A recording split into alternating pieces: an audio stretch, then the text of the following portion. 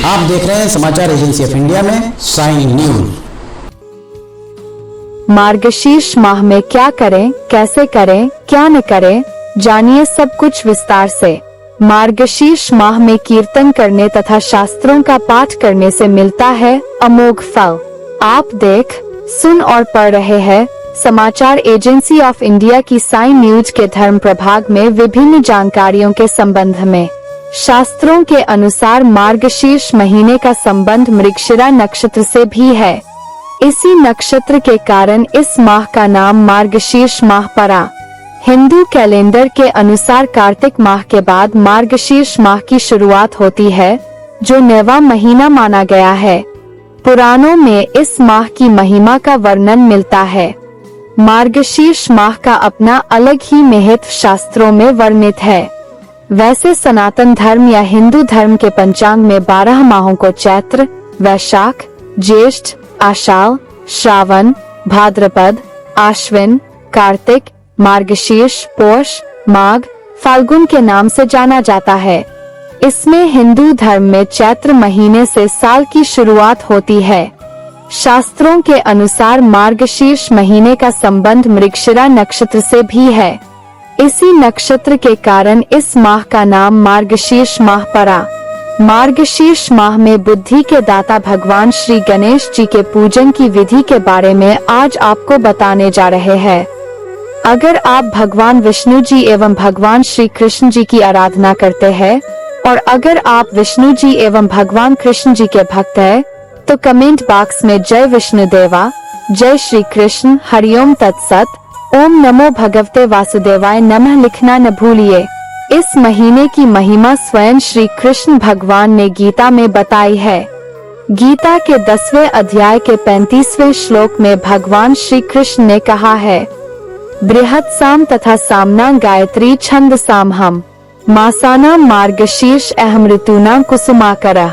अर्थात गायन करने योग्य श्रुतियों में मैं बृहत् साम और छंदों में मैं गायत्री छंद हूँ तथा महीनों में मार्गशीर्ष और ऋतुओं में बसंत में हूँ।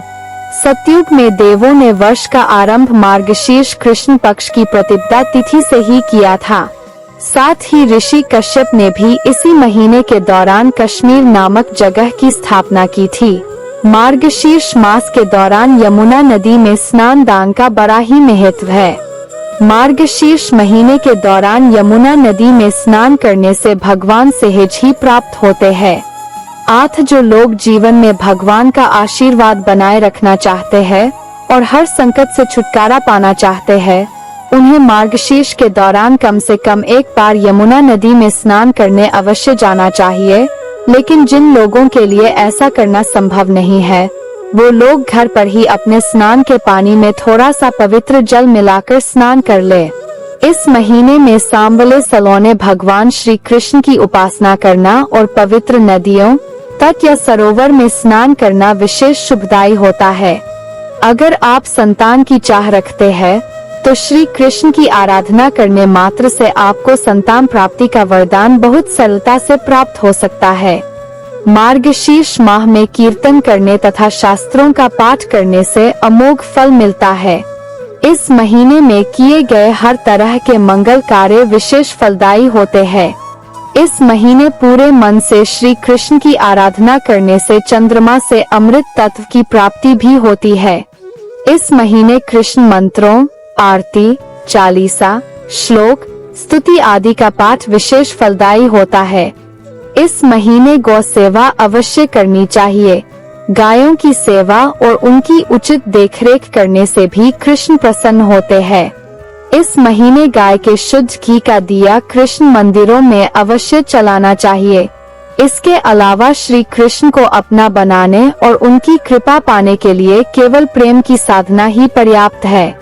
इस महीने में अगर आप पूरे प्रेम भाव से भगवान श्री कृष्ण को पुकारेंगे तो निश्चित ही आपको इसका उचित फल देंगे। स्कंद पुराण के अनुसार श्री कृष्ण और राधा की कृपा पाने वाले मनुष्य को मार्गशीर्ष माह में व्रत, उपवास व निरंतर भजन, कीर्तन आदि करते रहना चाहिए। इसके साथ ही शाम के समय यानी संध्या काल में श्री कृष्ण और राधा की आराधना के साथ साथ विष्णु जी और ब्रह्मांड के राजा देवाधिदेव महादेव भगवान शिव जी के भजन कीर्तन भी अवश्य करना चाहिए। इन दिनों प्रतिदिन गीता का पाठ अवश्य करना चाहिए। इस पूरे महीने भर में मनुष्य पूरे विधि विधान से श्री कृष्ण का ध्यान, जप तप, व्रत उपवास आदि करता है तो उसकी समस्त मनोकामनाएं पूर्ण होती है।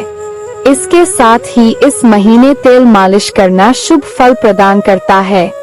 इस महीने कुछ वस्तुओं का प्रयोग करने की शास्त्रों में मनाही है। इस माह में जीरा खाने की मनाही है। 8 महीने भर जीरा नहीं खाना चाहिए तथा वसायुक्त भोजन करना चाहिए। मार्गशीर्ष मास की कथा जानिए। मार्गशीर्ष माह में भगवान श्री कृष्ण के बाल रूप की कथा का श्रवण किया जाता है। इसमें माता यशोदा के जीवन को दर्शाया जाता है। अनुसार प्राचीन समय में हयवंश में महिष्मती नगरी में कृत्यवीर्य नाम के राजा की शीलधना नाम की एक रानी थी, जिसने संतान प्राप्ति के लिए ब्रह्मावादिनी मैत्रेयी से उपाय पूछा था।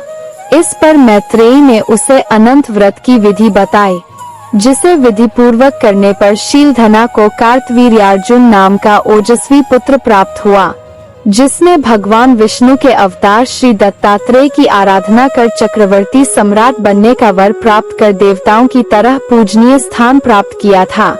मार्गशीर्ष मास की संकष्टी चतुर्थी की व्रत कथा जानिए। किस गणेश की पूजा किस रीति से करें यह जानिए। माता पार्वती जी ने गणेश जी से पूछा कि अघन कृष्ण चतुर्थी संकटा कहलाती है, उस दिन भगवान श्री गणेश की पूजा किस रीति से करनी चाहिए। गणेश जी ने उत्तर दिया कि हे हिमालय नंदिनी, अघन में पूर्वायक्त रीति से गजानन नामक गणेश की पूजा करनी चाहिए। पूजन के बाद अर्घ्य देना चाहिए। दिन भर व्रत रहकर पूजन के बाद ब्राह्मण को भोजन कराकर जौ, तिल, चावल, चीनी और घृत का शाकला बनाकर हवन कराएं तो वह अपने शत्रु को वशीभूत कर सकता है। इस संबंध में हम एक प्राचीन इतिहास सुनाते हैं। भगवान श्री गणेश जी के पूजन के लिए आप प्रातः काल उठकर नित्य कर्म से निवृत्त हो, शुद्ध होकर स्वच्छ वस्त्र धारण कर ले। श्री गणेश जी का पूजन पंचोपचार, धूप, दीप, नैवेद्य, अक्षत, फूल विधि से करें।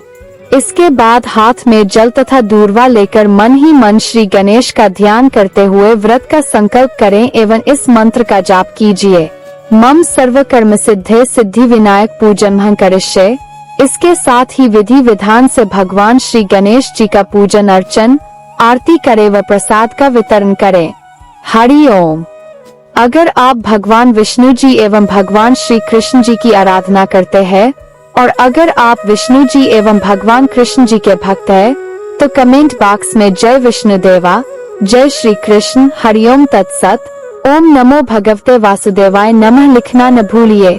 यहाँ बताए गए उपाय, लाभ, सलाह और कथन आदि सिर्फ मान्यता और जानकारियों पर आधारित है। यहाँ यह बताना जरूरी है कि किसी भी मान्यता या जानकारी की समाचार एजेंसी ऑफ इंडिया के द्वारा पुष्टि नहीं की जाती है। यहाँ दी गई जानकारी में निहित जानकारी विभिन्न माध्यमों, ज्योतिषियों, पंचांग, प्रवचनों, मान्यताओं, धर्म ग्रंथों, दंत कथाओं, किंवदंतियों आदि से संग्रहित की गई है। आपसे अनुरोध है कि इस वीडियो या आलेख को अंतिम सत्य अथवा दावा न माने एवं अपने विवेक का उपयोग करें। समाचार एजेंसी ऑफ इंडिया पूरी तरह से अंधविश्वास के खिलाफ है। किसी भी जानकारी या मान्यता को अमल में लाने से पहले संबंधित विशेषज्ञ से सलाह लें। अगर आपको समाचार एजेंसी ऑफ इंडिया में खबरें आदि पसंद आ रही हो तो आप इसे लाइक, शेयर व सब्सक्राइब अवश्य करें। हम नई जानकारी लेकर फिर हाजिर होंगे, तब तक के लिए इजाजत दीजिए। जय हिंद।